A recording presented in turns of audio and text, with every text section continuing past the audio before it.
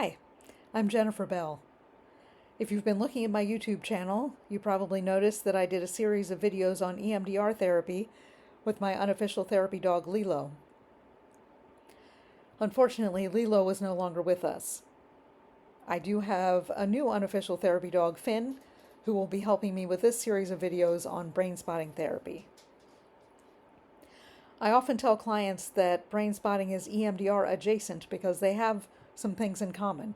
This makes sense because David Grant, who developed brain spotting, was an EMDR therapist and was doing EMDR with a client when he discovered brain spotting. Both EMDR and brain spotting work with very deep areas of the brain, which means that they get to the root of issues and truly heal them rather than dealing with just surface level, basically Band-Aid fixes. Brain spotting is based on the principle that where you look affects how you feel.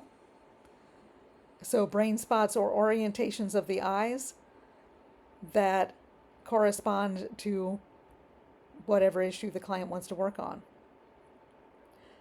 Brain spotting sessions start a lot like EMDR sessions in that the client decides what issue they want to work on, and then I have them check in with their body to see where the activation related to that issue is showing up.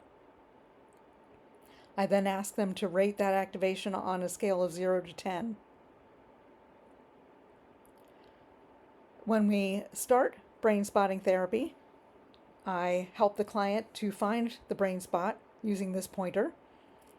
I put colorful pencil grips on the end of the pointer to help the client to focus on the brain spot, and I have different colors so you can decide which color you want to use.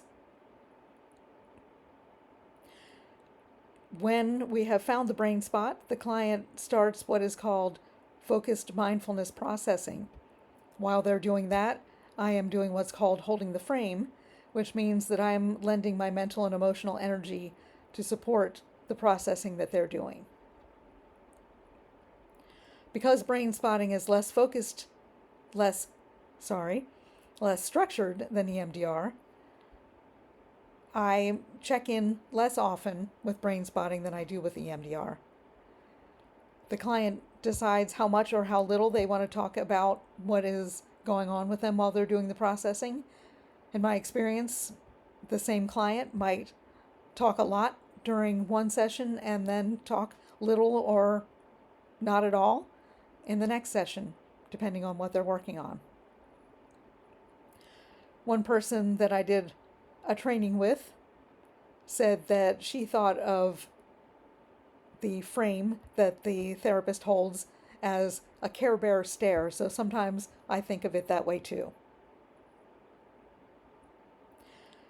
When the session is about 10 minutes from the end, we transition from the focused mindfulness processing into the debrief phase of the session, where the client can share whatever they want to share about what the session was like for them and how it went.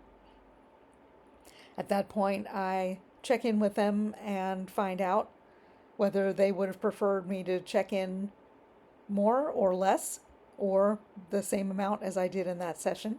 And I use that to inform future brain spotting sessions and the way that I do the checking in. The debrief provides a transition for the client from the processing involved with brain spotting into the rest of their day so that they're not stuck in that headspace that they were in when they were doing the brain spotting.